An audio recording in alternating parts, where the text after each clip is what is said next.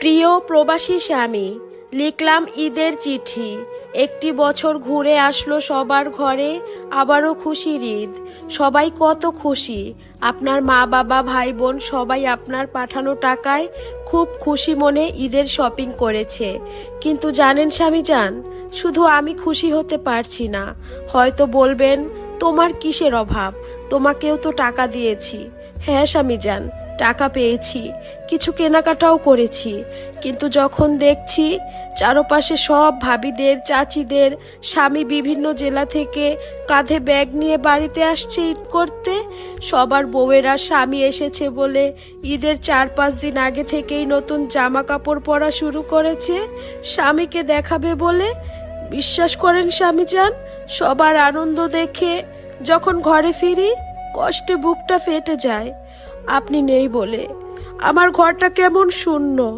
জানেন স্বামীজান, 1 বছর আগের সুন্দর ড্রেসটাও আলমারিতে তুলে রেখেছি আপনি দেশে আসলে পরবো বলে। এমন অনেক শখের ড্রেস আলমারিতেই পুরনো হচ্ছে, আপনিও আসেন না, আর আমার ড্রেসও পরা হয় না। জানেন স্বামীজান, আমারও খুব ইচ্ছা করে অন্য সব বউদের মতো ঈদের কয়েকদিন আগে থেকেই সেজে গুজে স্বামীর সামনে ঘুরে বেড়াতে, স্বামীর সাথে খুনসুটি করতে।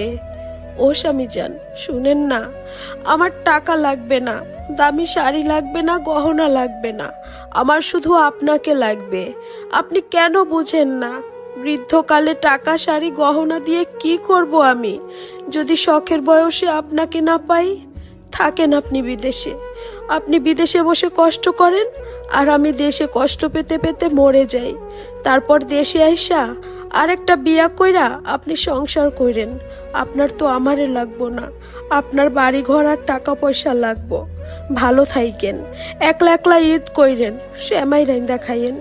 ইতি আপনার দুঃখিনী প্রবাসী বউ।